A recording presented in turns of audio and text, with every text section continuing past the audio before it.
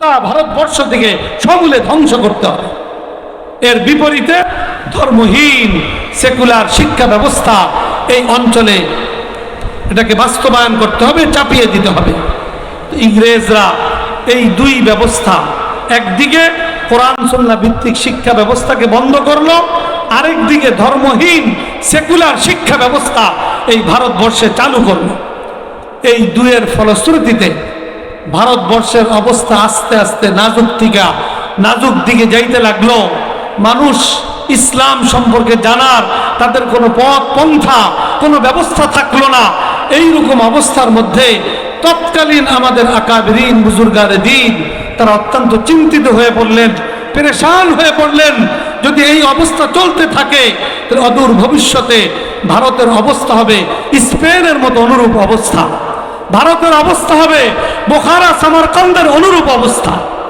এইরকমের একটা চিন্তা তাদের মধ্যে, শঙ্কা তাদের মধ্যে মাথা মধ্যে দেখা দিল। এই অবস্থা তো হইতে দেওয়া যায় না।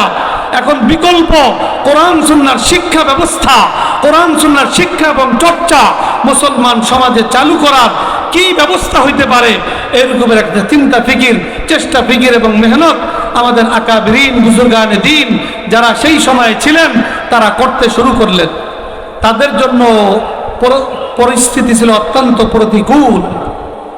ওলামায়ে কেরাম নিঃসংকোচে, নির্ভয়ে, নির্ভীকভাবে কোনো চিন্তা ফিকির করবেন, কোনো পরিকল্পনা তারা কার্যকরী করবেন, বাস্তবায়ন করবেন, সেইটাও তখনকার পরিবেশে সহজ ছিল না, অত্যন্ত কঠিন বিষয় ছিল। কারণ তখন ইংরেজরা এই গোটা ভারতবর্ষকে ইসলাম শূন্য করার, ওই ষড়যন্ত্রকে বাস্তবায়ন করার নীল নকশা হিসেবে তারা এটাও টার্গেট ছিল যে গোটা ভারতবর্ষে যত ওলামায়ে কেরাম আছে তাদেরকে কিভাবে নিশ্চিহ্ন করা যায়।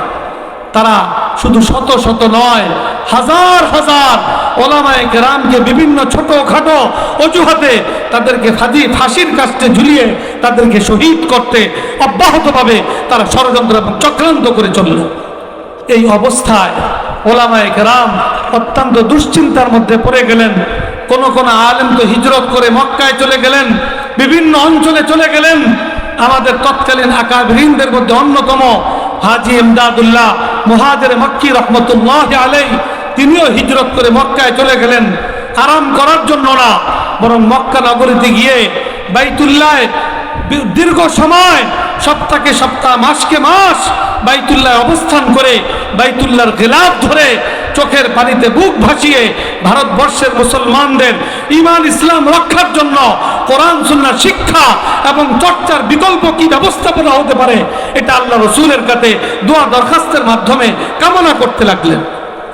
আর অপর দিকে তারই মুরিদান, শাগিরদান হুজ্জাতুল ইসলাম কাসেম নানদভী, ফকিহুন নফস রশিদ আহমদ গঙ্গোহী তাদেরকে ভারতবর্ষে রাখলেন। তারা এই প্রতিকূলতার মধ্যে ফাঁসির হুকুম মাথায় নিয়ে, কাঁধে নিয়ে তারা এর মধ্যে চিন্তা ফিকির, চেষ্টা ফিকির করতে লাগলেন যে কিভাবে কোরআন সুন্নাহ শিক্ষা এবং চর্চা ভারতবর্ষের মুসলমানদের মধ্যে আবার পুনরায় চালু করা যায়, এটার একটা চেষ্টা ফিকির আর মেহনতের মধ্যে ছিলেন।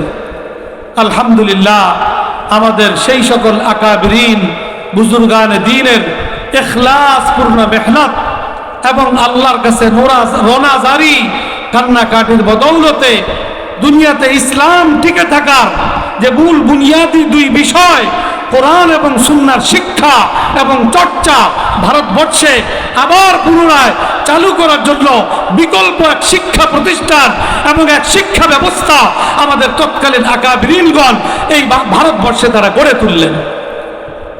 সেই ব্যবস্থাপনা হইল 1866 সনে বর্তমান ভারতের উত্তর প্রদেশে অন্তর্গত সাহারানপুর জেলার অধীন দেওবন্দ নামক গ্রামে একজন ছাত্র এবং একজন ওস্তাদ নিয়ে, কিন্তু বড় টার্গেট আর স্বপ্ন নিয়ে দারুল উলুম দেওবন্দ নামক নতুন শিক্ষা প্রতিষ্ঠানের সূচনা করলেন। এবং এই শিক্ষা প্রতিষ্ঠার ক্ষেত্রে মুসলমান সমাজকে তারা এইভাবে উদ্বুদ্ধ করলেন যে মুসলমানদের ঈমান ইসলাম, মুসলমানদের কোরআন সুন্নাহর শিক্ষা এবং এর মাধ্যমে তাদের ঈমান ইসলাম রক্ষা এবং ঈমান ইসলাম চর্চা এর ব্যবস্থাপত্র মুসলমানদেরকেই করতে হবে, অন্য কেউ তাদেরকে করে দিবে না। অতএব নতুন এক শিক্ষা প্রতিষ্ঠান, নতুন এক পদ্ধতির শিক্ষা প্রতিষ্ঠান এই ভারতবর্ষে আমাদের তৎকালীন আকাবিরিন বুজুর্গানে দ্বীন, যার পিছনের মূল ফোকাস ছিল, যার মূল রুহানি তাওয়াজ্জুহ ছিল হাজী ইমদাদুল্লাহ মুহাজিরে মক্কি রহমতুল্লাহ আলাইহি। আর বাস্তব ক্ষেত্রে যিনি অগ্রসেনা হিসাবে যিনি ভূমিকা পালন করেছেন, অগ্রনায়ক হিসাবে যিনি দায়িত্ব পালন করেছেন, হুজ্জাতুল ইসলাম কাসেম নানুতুবি, এবং তার সঙ্গী ছিলেন ফকিহুন নফস রশিদ আহমদ গঙ্গুহি রহমতুল্লাহ আলাইহি। তারা দারুল উলুম দেওবন্দ নামক শিক্ষা প্রতিষ্ঠান গড়ে তুললেন 1866 সনে, এবং সেই শিক্ষা প্রতিষ্ঠানের মূল পরিকল্পনা এবং দৃষ্টিভঙ্গি এইটাই নির্ধারণ করলেন যে এখানে কোরআন এবং সুন্নাহর সহি শিক্ষা এই প্রতিষ্ঠানে দেওয়া হবে, এবং কোরআন সুন্নাহর মাধ্যমে একজন মুমিন মুসলমানের যেই দৃষ্টিভঙ্গি, যেই মন মানসিকতা গড়ে ওঠা দরকার, তাদের মধ্যে যে ইমানি জজবা, যেই জেহাদি প্রেরণা তাদের মধ্যে তৈরি হওয়া দরকার, এই প্রতিষ্ঠানের প্রতিটা ছাত্রের মধ্যে সেই রকমের মন মানসিকতা, সেই রকমের ইমানি জজবা, সেই রকমের জেহাদি চেতনা তাদের মধ্যে সৃষ্টি করে তাদেরকে সেইভাবে গড়ে তোলা হবে। এবং পাশাপাশি তাদের মধ্যে এটাও একটা শুরুর থেকে তারা দৃষ্টিভঙ্গি লালন করলেন যে প্রতিটা ছাত্রকে এমনভাবে শিক্ষার্থী জীবন সময় থেকেই, ছাত্র জমানা থেকেই তাদের মন মানসিকতা এমনভাবে গড়ে তোলা হবে যে যেই এলাকা থেকে আসছে এই দারুল উলুম দেওবন্দে তাদের শিক্ষা কার্যক্রম সমাপ্ত করে তারা নিজ এলাকায় গিয়ে দারুল উলুম দেওবন্দের অনুরূপ কোরআন সুন্নাহ ভিত্তিক শিক্ষার একটা শিক্ষা প্রতিষ্ঠান তারা নিজ এলাকায় গড়ে তুলবে। আলহামদুলিল্লাহ 1866 সন, তার আগে আরো প্রায় 100 বছরের উপরে 1757 সনের সিপাহী 1857 সনের সিপাহী বিপ্লবের পর, ওইটা বাহ্যিকভাবে নাকাম হওয়ার পর অল্প দিনের মাথায় দারুল উলুম দেওবন্দ প্রতিষ্ঠিত হইল। এই 1866 সন থেকে নিয়ে আজকে 2024 সন, 158 বছর। আর 1866 সন থেকে 1947 সন, সেখানে 100 বছরও পূর্ণ হয় নাই।